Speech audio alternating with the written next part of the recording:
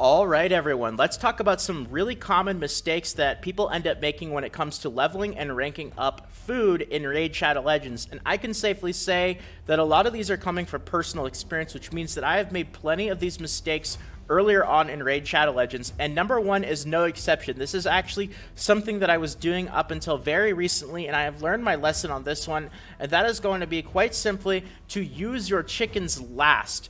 Now, very important, why would you want to use your chickens last instead of using them first?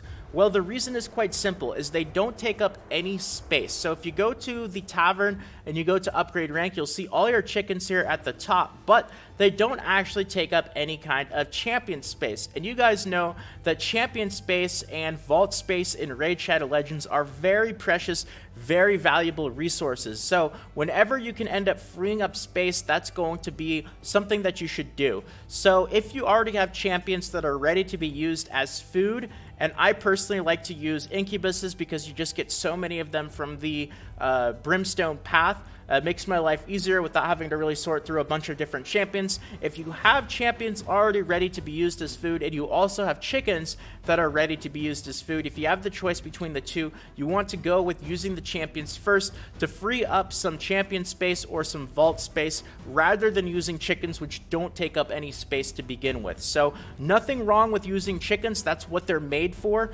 But of course, if you have the option between using champions or chickens, you always want to pick champions first. So that is going to end up being number one on the list. Now, number two is going to be very important when it comes to saving energy and being efficient with your resources, and that is to keep in mind the total experience that you need in order to hit max level for your food champions. And I'm actually going to show you guys a screenshot and an image here that will share with you the total amount of experience that you need for each star champion to get to the max level. And the reason why this is going to be important is because on that very last run, you might actually be using more energy than you have to. Now, this is going to be a little bit different for everyone depending on whether you are using the raid pass or whether you are using a double experience boost, but I know as an example that the 3-star champions, at least for me, when I run through Brimstone Path Stage 3 on Brutal, the very last level and the very last run, once they're at level 29, they just need a tiny little bit of experience in order for them to hit level 30. So I don't actually need to do a full Brutal run in order to end up getting that last bit of experience. I can actually drop down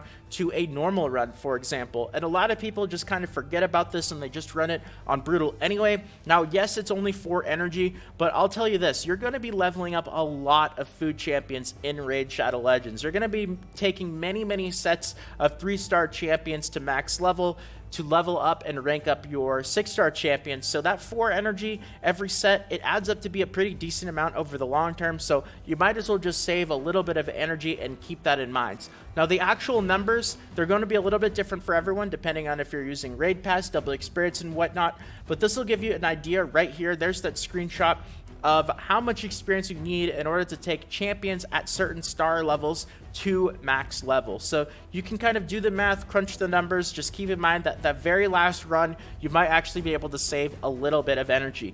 Now, something else that I like to do, now you don't have to do this, of course, but it makes my life a lot easier. And whenever it comes to making your life a lot easier, that's something you're going to want to do when it comes to ranking up food, is because you're going to be doing it so much that anything to make it easier is going to be a huge advantage.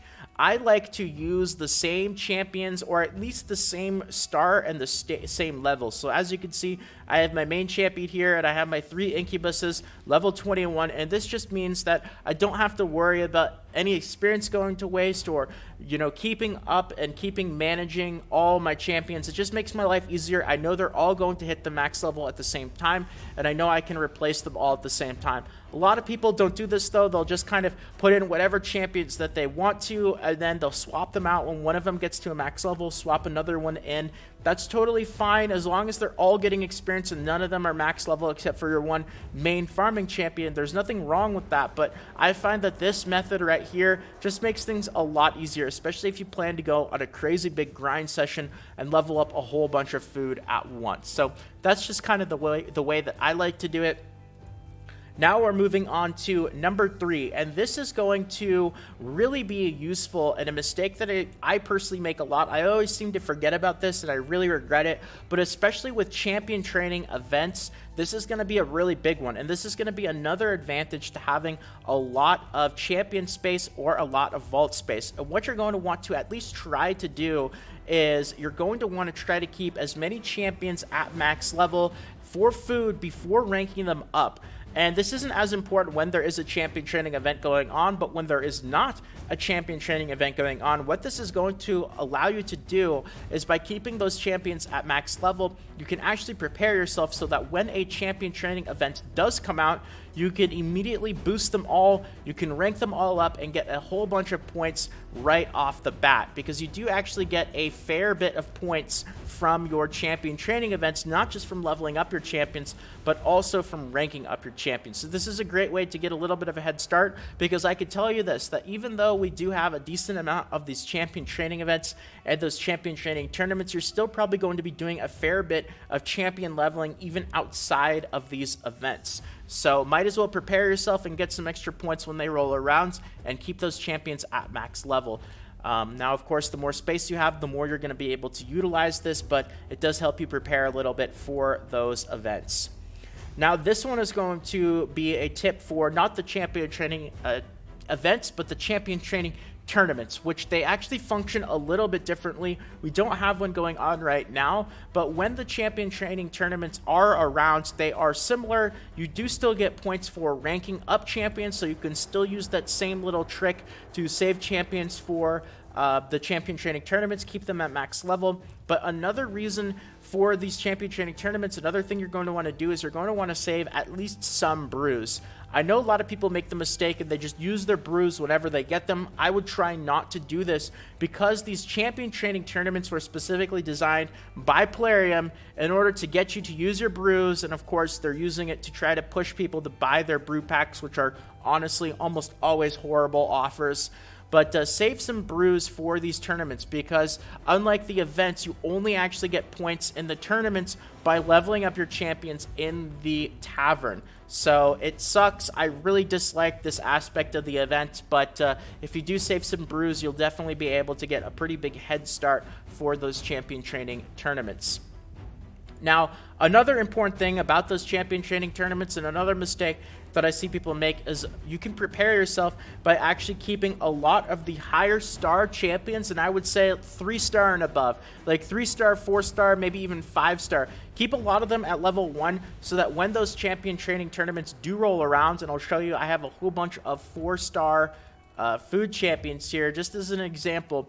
What you can do is the brews are going to give you the same amount of experience regardless of what star champion. If you use a brew on a 2-star champion, it's still going to give you 18,750 experience if it's the same affinity.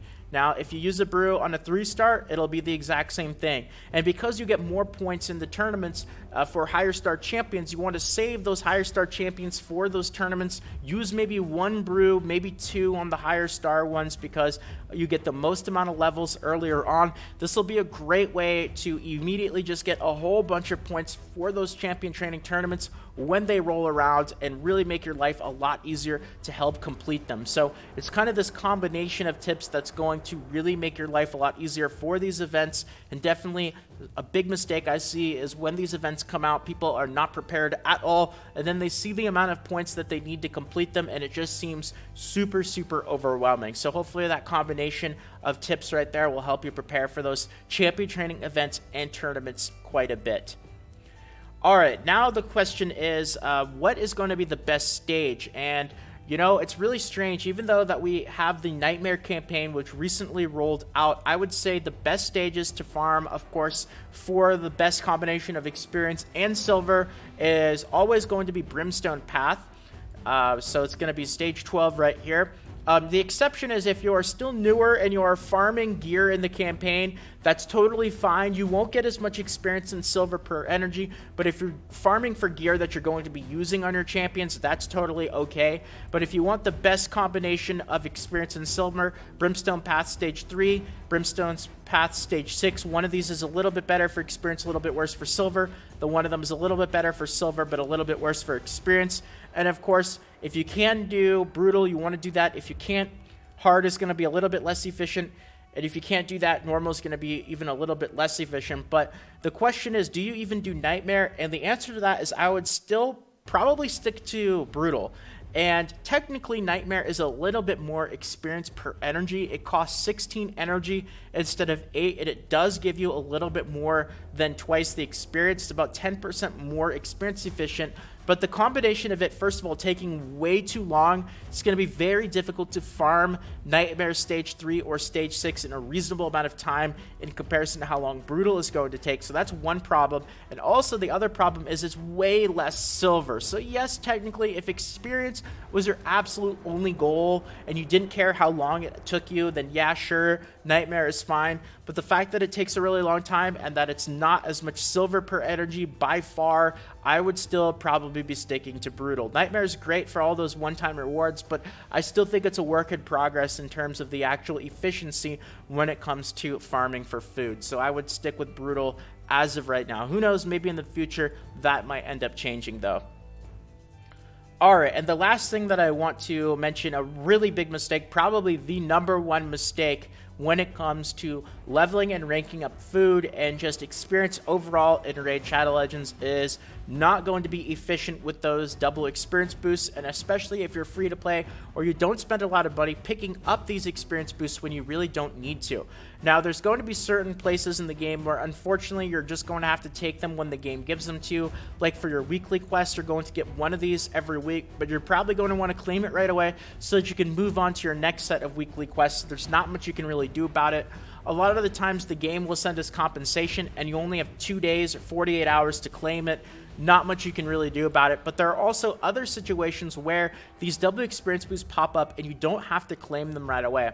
Like the campaign rewards are going to be a really good example. Earlier on, you'll see these 3-day experience boosts in the actual campaign rewards. These do not expire. Even though they're flashing, obviously the game wants you to pick it up right away. You don't have to, so don't feel like you need to wait and hold off on picking these up until you actually are going to put them to as much use as possible. So that's one location as well. I know in the progress missions, there's going to be a couple of them too. You can hold off on picking them here. They're not going to expire. In the challenge missions, which my icon is gone because I've actually finished the challenge missions, but there's plenty of places in the game where you don't have to pick them up right away. So make sure you guys hold off on them as long as possible and use them when they're going to be most efficient for you. Whenever you have the most energy, maybe you have a bunch of energy stocked up like I do. This is what I always like to do.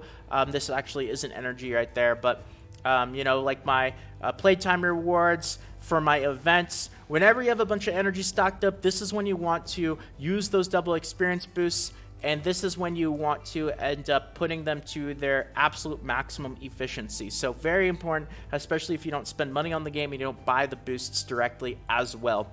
So that's going to just be a list of tips and some common mistakes when it comes to leveling up and ranking food. So I'm really hoping that you guys enjoyed these tips and are going to be able to put this information to use. So with that all being said, that is going to be it for the video today. Thank you guys so much for watching. Really appreciate all the support, and now over 23,000 subscribers. Thank you so much, guys. Really do appreciate it. If you enjoyed the video and you want to help out, tossing a quick like means more than you can even imagine. And if you're interested in more Raid Shadow Legends videos, guides, tutorials, and all that fun stuff, they should be popping up on the screen right about now. Over 80 Raid Shadow Legends videos on the channel. Should be plenty of them in the suggested videos as well. Have a great day, everyone. Take care, and until next time, this is Salt of the Salty Guild, signing out.